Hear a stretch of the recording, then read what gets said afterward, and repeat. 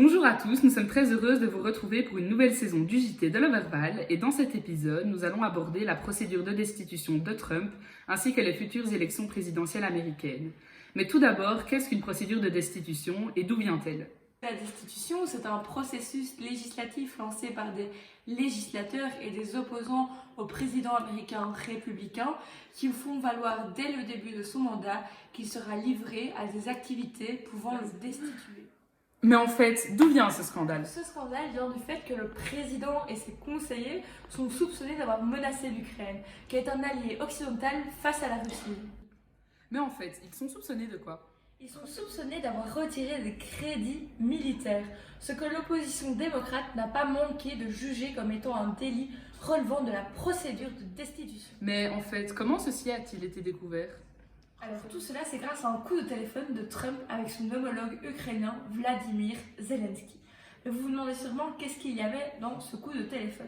Eh bien, vous pouvez retrouver Trump qui conseillait fortement ce dernier d'enquêter sur des corruptions imputées aux activités d'Hunter Biden, qui est le fils du candidat démocrate potentiel à la présidentielle de Joe Biden. Mais à quel stade se situe cette procédure à ce jour ? Alors oui, après quelques semaines d'enquête, la Chambre des représentants a voté en faveur d'une procédure de destitution. La première partie de cette procédure se passait à huis clos, mais à partir du 13 novembre, toutes les auditions sont publiques. Le Sénat, malheureusement, ne pourra destituer Trump que si les 2/3 des sénateurs votent en faveur de cette issue. Alors, dans les dernières actualités de cette procédure, l'ex-ambassadrice américaine à Kiev a jugé trop intimidants certains propos de Trump à son égard dans le cadre de cette procédure de destitution. En effet, les démocrates ont dénoncé une pression sur un témoin qui pourrait alimenter son dossier d'accusation. Cette destitution pourrait donc désavantager l'actuel président lors des prochaines élections. Et justement, à ce sujet, le nombre de candidats qui se présentent à la présidentielle du 3 novembre 2020 est toujours un nombre impressionnant. Et on voici donc quelques favoris. Alors, premièrement, nous pouvons retrouver Joe Biden, qui est l'un du Parti démocrate et l'ancien vice-président de Barack Obama. Et il se présente après plusieurs mois de réflexion.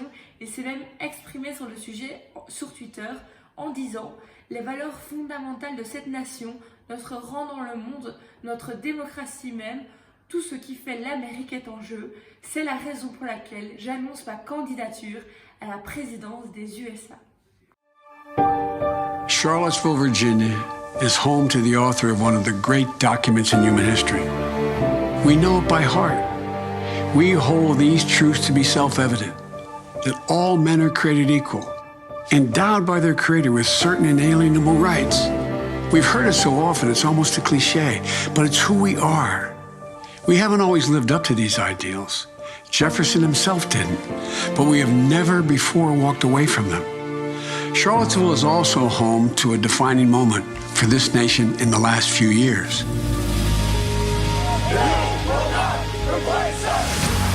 It was there on August of 2017 we saw Klansmen and white supremacists and neo-Nazis come out in the open. Their crazed faces, illuminated by torches, veins bulging and bearing the fangs of racism, chanting the same anti-Semitic bile heard across Europe in the 30s. And they were met by a courageous group of Americans, and a violent clash ensued. And a brave young woman lost her life. And that's when we heard the words of the President of the United States that stunned the world and shocked the conscience of this nation. He said there were, quote, some very fine people on both sides. Very fine people on both sides? With those words, the President of the United States assigned a moral equivalence between those spreading hate and those with the courage to stand against it. And in that moment, I knew the threat to this nation was unlike any I had ever seen in my lifetime. I wrote at the time that we're in the battle for the soul of this nation. Well, that's even more true today. We are in the battle for the soul of this nation. I believe history will look back on 4 years of this president and all he embraces as an aberrant moment in time. But if we give Donald Trump 8 years in the White House, he will forever and fundamentally alter the character of this nation, who we are, and I cannot stand by and watch that happen. The core values of this nation, our standing in the world, our very democracy. Everything that has made America America is at stake. That's why today I'm announcing my candidacy for President of the United States. Folks, America's an idea that's stronger than any army, bigger than any ocean, more powerful than any dictator or tyrant. It gives hope to the most desperate people on earth. It guarantees that everyone is treated with dignity and gives hate no safe harbor. It instills in every person in this country the belief that no matter where you start in life, there's nothing you can't achieve if you work at it. That's what we believe. And above all else, that's what's at stake in this election. We can't forget what happened in Charlottesville. Even more important, we have to remember who we are. This is America.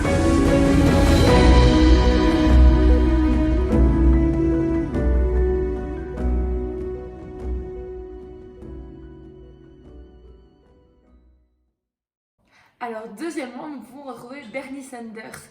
Il est sans conteste l'un des favoris du moment, nombreux étant ceux qui estimaient qu'il allait battre Trump aux élections passées, s'il avait été un candidat démocrate.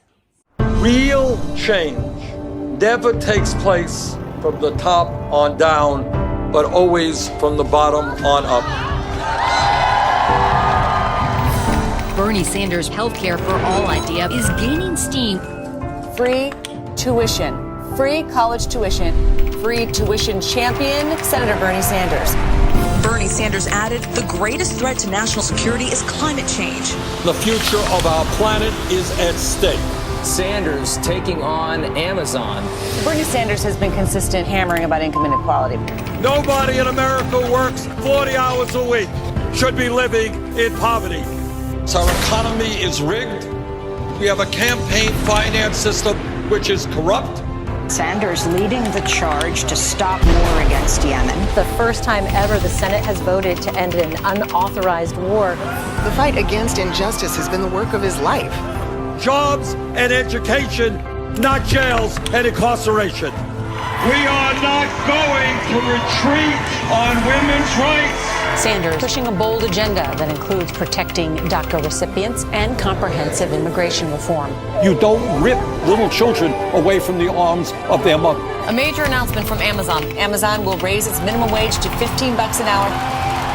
350,000 workers. Thousands of workers at Disney World will get raises. It's a victory for Bernie Sanders. It's a victory for all workers. Brothers and sisters, we have a lot of work in front of us. If we are prepared to stand together, there is no end to what the great people of our nation can accomplish.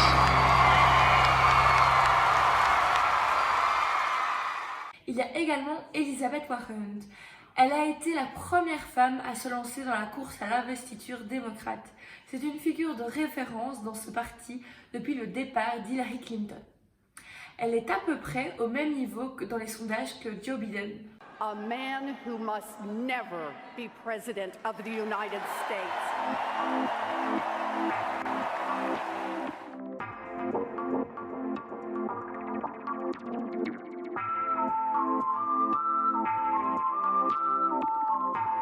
Today I announced an exploratory committee for President of the United States.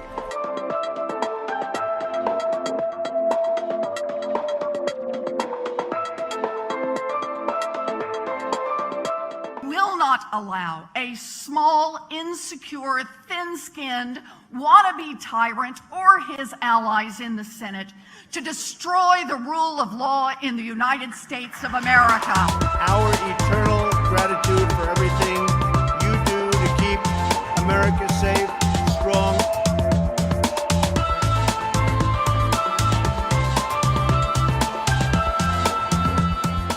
She said she was Native American, but she wasn't able to document it. She said, well, I have high cheekbones. You see, I have high cheekbones, so I'm a Native American. I think she's as Native American as I am, okay?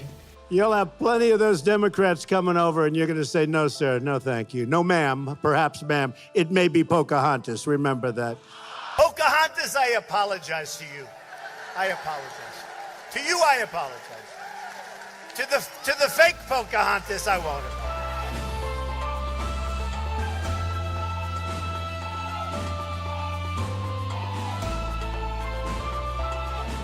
Do you really think she believes she can win? Well, that I don't know. You'd have to ask her psychiatrist.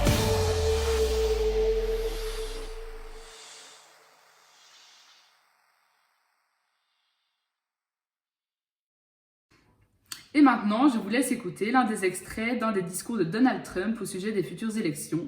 Et je vous souhaite d'ores et déjà, mesdames et messieurs, une très bonne soirée. When we start running in, can you believe it, 2 years from now, is going to be Keep America Great, exclamation point.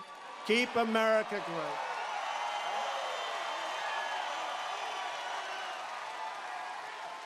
Our new slogan is Believe it.